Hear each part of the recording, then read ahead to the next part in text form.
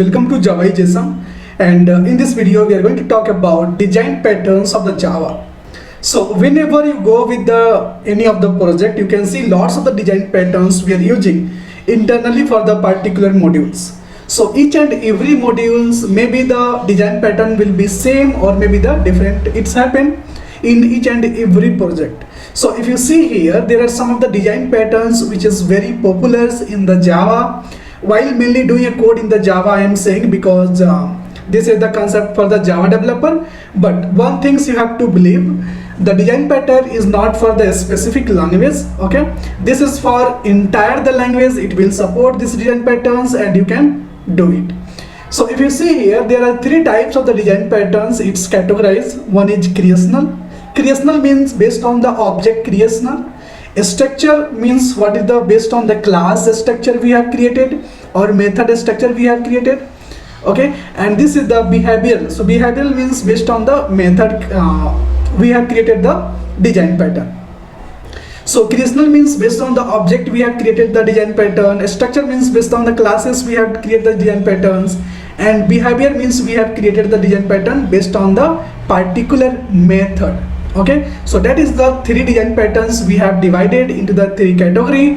I hope you know about what is the singleton design pattern, and it's a very popular in the market. Okay, in the each and every interview you can see singleton design patterns. They will ask to write a code for that. Okay, and what is the conditions to make a singleton design patterns? It means that you can create only one object for the entire application.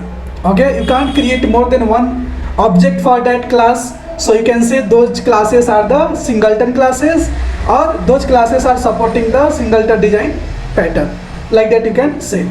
Same way you can see the factory, abstract factory, builder, prototype. There are lots of the design patterns we are there, but some of the design patterns which is very famous, you have to go with that. Okay, and you have to prepare yourself, you have to make yourself as a mature.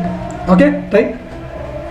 Let's see what is the need of design patterns, why we are using the design patterns. Okay, so that is also very good intention. Once you keep in your minds, okay, what is the use of design patterns, why we are using it, then it should be a clear and cut what you want to do and what you want to achieve with the design pattern. Okay, so remember it, a design patterns are well-proved solution for solving a specific problem or task. Okay, the whatever the approach, whatever the problems, whatever the design patterns we have already, those are the well proven solution. Those are not something like it will not support, it will not work, not like that. That is the well proved solution. Okay, so you can apply in anywhere. Now question is, will be rising any of the mind kinds of the specific problems. Okay, so now a question will be arising in your minds, what kind of the specific problems they are trying to solve with the help of the design pattern. So let me explain by talking with the example is here. What is the problem? Let's suppose we have a one problem, which is suppose you want to create a class which only having a single instance, not more than one, or object should be created, and that single object can be used by all other classes, right? The solution is the singleton design pattern is the best solution for the specific problem. So whenever you got the requirement like that, create a only single instance of the classes, then you can take the help of the singleton design pattern, and with the help of this pattern, okay, with the help of this design pattern, you can get the one of the best solution. Okay, so every design pattern has some specific our set of the rules for the solving a problems. Okay, what are those specification you will be see later in the types of the design patterns. Okay, but remember one things, in design patterns programming language independent strategy. Okay, so I already clear about it, it's not dependent on any particular language. You can use this technique in anywhere. Okay, for solving the common object oriented design pattern. That means a design pattern represents an idea, not a particular implementation. Okay, by using the design patterns, you can make your code more flexible, reusable, maintainable. and that is the one of the good benefit you can achieve with the help of the design pattern. More flexible, reusable and maintainable. It is the most important part because Java internally follow design patterns. Okay, to become a professional software developer you must know at least some particular or popular solution design patterns of the coding problems. Okay, now we can see advantage of design patterns. What is the advantage? If you use in a project any of the design patterns, what is the advantage? The advantage is they are reusable in the mutable projects, so you can reuse it in the multiple projects. They provide the solution that help to define the system architectures, correct?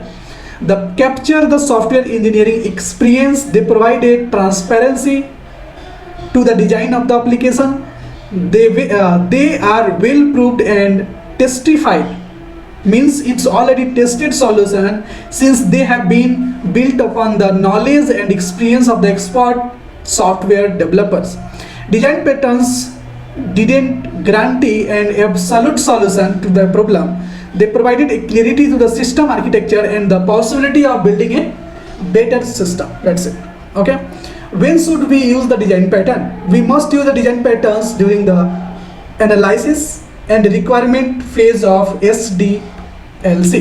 SDLC means what? Software development life cycle. So there are lots of the software development life cycle we have. For example, agile, we have a better waterfall, that is also better. So there are lots of the design patterns are available in the market, iterations. Okay, but you have to focus on the some of the particular design patterns below, and in that way the soft SDLC is very supportive with the help of the design patterns. Design patterns are easily analyzed and requirement phase of the SDLC by providing information based on the prior hands-on experience, guys. Okay, next we have to understand what is the singleton design patterns in Java. So singleton design patterns say just define a class that has only one instance and provide a global point of access to it. Okay, in other words, a class must ensure that the only one instance should be created and single object can be used by all other classes. There are two types of the singleton design patterns: early instantiation, creation of the instance at load time; lazy instantiation, creation of instance when required. Okay, so for example, if you know the Spring or Spring Boot, you can see early instantiation means auto-wired and lazy instantiation means what? What do you know? Auto-wired or other is what? Okay, so you can pass here auto-wired and you can say like, okay, this is the @lazy. Okay, we have also one annotations at the lazy. What is the advantage of singleton design pattern? Save memory. Good. Save memory because object is not created at each request. Only single instance is created and reuse again and again, so that you can save your memory with the help of the singleton design pattern. Use singleton design patterns. Singleton design patterns is mostly used in the multi-thread and database approach. It is used in the logging, caching and thread pool configuration setting etc. That is the use of singleton. Okay, let me go to the next slide and you can see how you can create your own singleton class.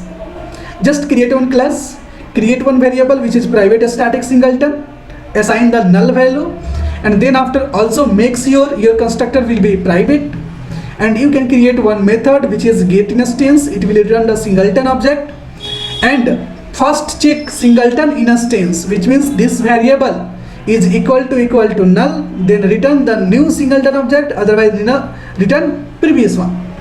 That is the power of singleton class, and you can save lots of the memory. You don't want to create an object in the each and every request. Got it? Okay, so this is the design patterns. I have given the simple overview to you guys, but it's your responsibility, it's your work to go and explore factory design pattern, builder design pattern, prototype design pattern, adapter design pattern, composite design patterns, Then after you can go with the strategy design pattern, state design pattern, iterator. Whatever I have told you, those are the popular design patterns they are using in the object oriented programming. So don't wait, go and just now try to explore, try to learn about it. It's a very important, guys. Okay. And one more things I want to cover. If you have a 2 years or 3 year experience, don't focus too much on the design pattern. Just understand what is the use of design patterns, and some of the design patterns you have to know. For example, singleton, adapter, and builder, prototype. Not more than that. Okay. If you have a more than 3 year experience, then it's definitely required. If you have a less than 2 year experience, don't want to focus it, just know about the singleton design pattern, guys, and that is good enough to understand, because whatever the things we have show you, that is the high level things. Design pattern means the peoples who are the architect, who have a good knowledge on the software designing. Those peoples can understand, okay, what is the exact use of that and when we can use it. So as a 2 year experience, you don't want to focus it, less than 2 year experience. If more than 2 year experience, just know about some of the design patterns, and more than 3 year experience, definitely you have to know about it. Okay. Thank you so much, guys.